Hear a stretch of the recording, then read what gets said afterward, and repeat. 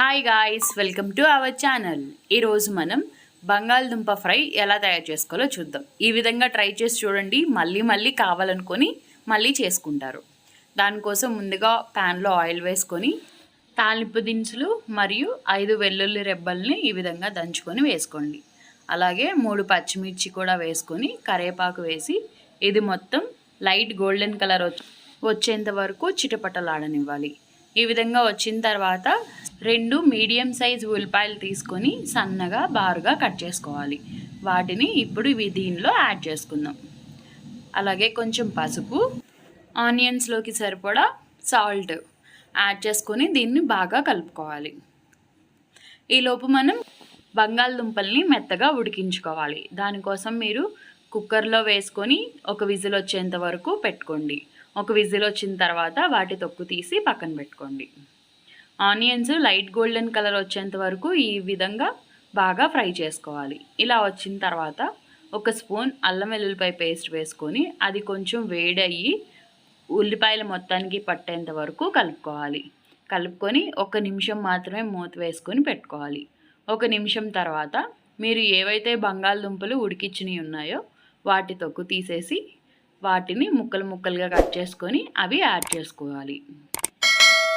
ఇప్పుడు మనం సాల్ట్ కానీ ఏమీ యాడ్ చేయవసరం లేదు, ఎందుకంటే మనం బంగాళదుంపలు ఉడికేటప్పుడు సాల్ట్ యాడ్ చేసుకుంటాం కాబట్టి. బంగాళదుంపలు యాడ్ చేసుకొని ఒక 4 మినిట్స్ మాత్రమే మూత వేసి మగ్గనివ్వాలి.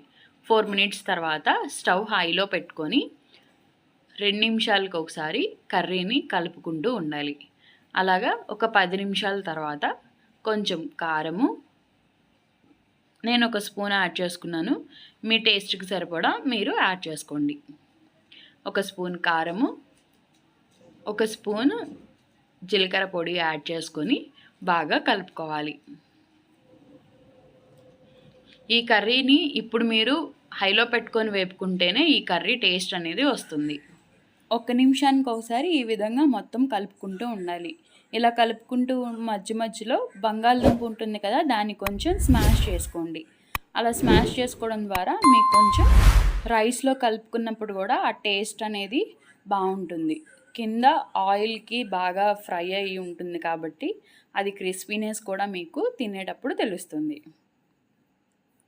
ఈ విధంగా ట్రై చేయండి, చాలా టేస్టీగా ఉంటుంది.